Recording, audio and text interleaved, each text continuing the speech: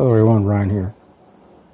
So recently saw Maze Runner The Death Cure, which is supposed to be the final installment in the Maze Runner movie franchise or whatever. And I guess it was okay. Now granted, I did see the other two movies, I mean, back when they first came out, and I thought they were pretty good. I mean, I would say my favorite was definitely the first Maze Runner movie. And of course, I know that they're based on novels. I've yet to read any of the novels, but I have heard some good things about them. And, I mean, I guess, you know, it might be kind of hard to review this without revealing at least a handful of spoilers, or, I mean, that's what I think. But, I mean, I guess, you know, in this one, it's supposed to be like, I mean, I guess pretty much, well, at least in the first movie, you know, it starts off with these kids, they're living in this, like, maze, or rather, just this large labyrinth, this, like, monolithic labyrinth of some kind, and they really have no idea how they got there, what they're doing there. It's just kind of like they're just existing and surviving as best they can. Eventually, of course, they break out. I won't get into too many details there, but, and then, you know, they come to discover that they're living in some kind of, like, post-apocalyptic world, I would say. And of course, it turned out to be, like, you know, like a lot of other dystopian movies, a lot of other post-apocalyptic movies. You know, the culprit, the main culprit was some kind of virus that mutated people, turned them into zombie-like beings, creatures, or whatever. But for whatever reason, you know, well, there are a lot of reasons, but these kids who are, like, supposed to be the next generation of mankind, they are immune to the virus.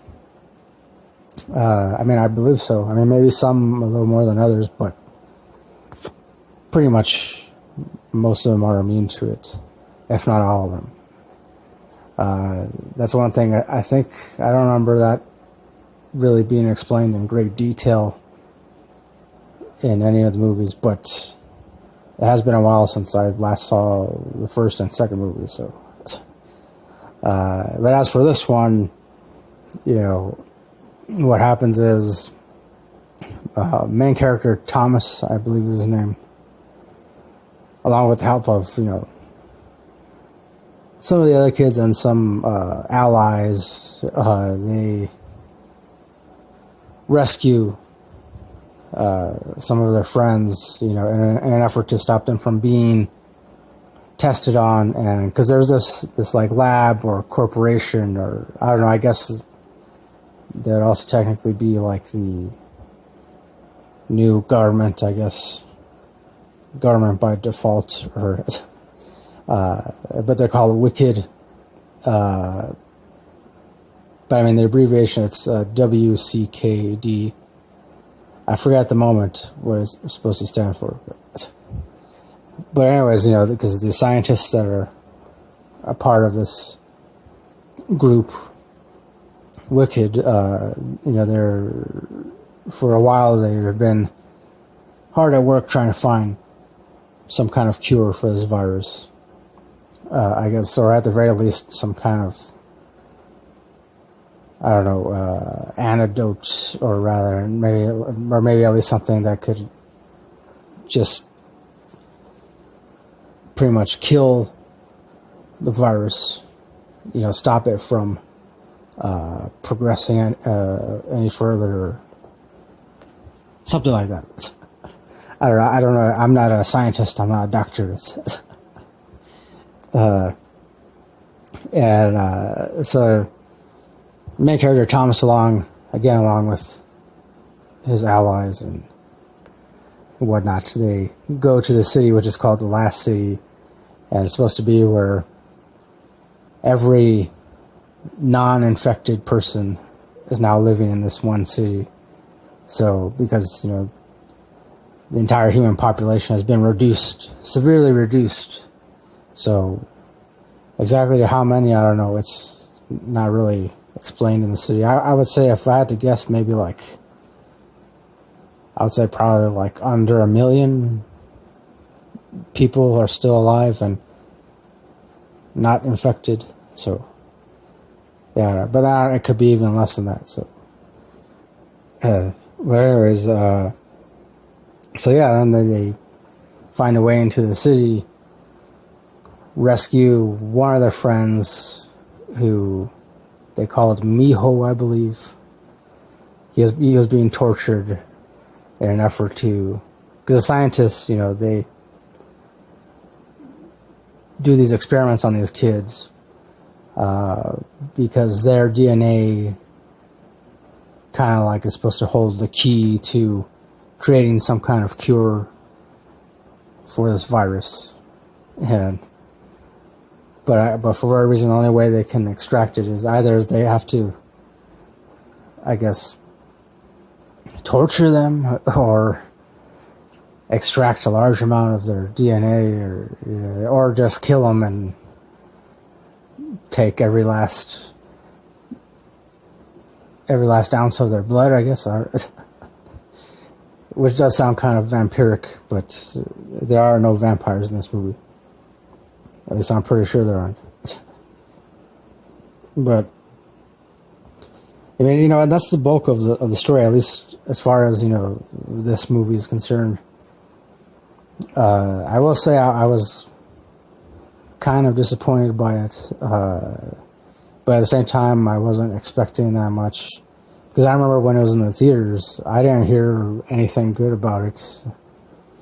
And yeah, I mean, of course, there are some pretty cool action scenes, action sequences. Special effects are awesome. The CGI stuff is awesome. But yeah, I kind of felt like the story fell flat a little, and and ultimately it became more of an action movie than anything else. It reminded me of one of those superficial action movies where there's very little to the story and just a lot of big explosions and cool CGI effects, and which, I mean, I guess is okay if you like that kind of stuff.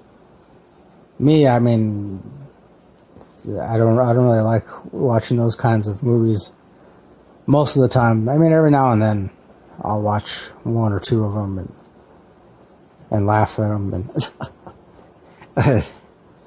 yeah. So I mean, as far as the ending goes, it was a happy ending, but also kind of a sad ending.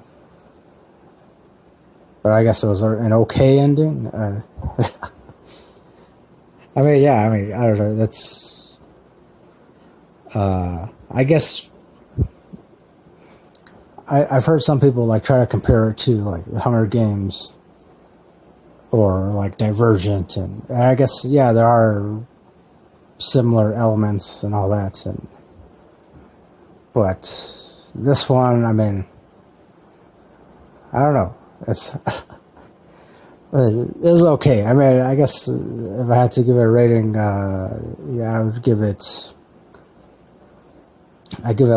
out of 10, and that's only because of all that, the awesome action in it, the CGI effects, and because otherwise, if it didn't have that, then it would have been even. I wouldn't have even watched the whole thing.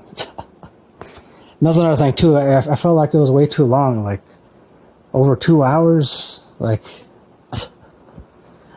I don't know. That's some of the performances by some of the kids in this just didn't feel genuine. At least to me, it didn't come off as genuine or even like really that believable. Yeah, I mean, I guess I would say the main character, whoever that actor is, he did an okay job. And then there's also the other girl, her character's name is Teresa, I believe. She also did an okay job. But yeah, other than that, I mean, everyone else, I guess, they're kind of like mediocre at best. And so yeah, that'll do it for my review of Maze Runner: The Death Cure. Yeah. Once again, I give it 7 out of 10. Thanks for watching. Thanks for listening. As always, next time, don't forget, keep it real, keep on rocking, and peace.